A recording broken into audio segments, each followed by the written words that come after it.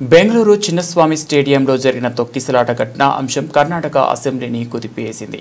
ఈ ఏడాది జూన్ 4న జరిగిన ఈ దురదృష్టకర ఘటనలో 11 మంది చనిపోయిన విషయం తెలిసిందే. ఈ ప్రమాదానికి నైతిక బాధ్యత వహిస్తూ ముఖ్యమంత్రి సిద్ధరామయ్య తన పదవికి రాజీనామా చేయాలని ప్రతిపక్ష బీజేపీ ఎమ్మెల్యేలు డిమాండ్ చేశారు. ఈ డిమాండ్పై సిద్ధరామయ్య స్పందిస్తూ బీజేపీ పాలిత రాష్ట్రాల్లో ఇలాంటి ప్రమాదాలు జరిగినప్పుడు అక్కడి ముఖ్యమంత్రులు రాజీనామా చేయలేదేమని ప్రశ్నించారు.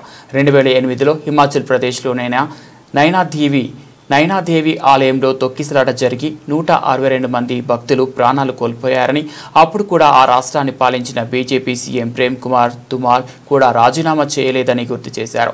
ఓవైపు మహమ్మారి వేగంగా వ్యాపిస్తున్న సమయంలో విజయోత్సవాల పేరుతో భారీగా జనం గుమికూడినా ఎవరూ నైతిక బాధ్యత వహించలేదని కర్ణాటక సీఎం సిద్ధరామయ్య తీవ్రంగా మండిపడ్డారు.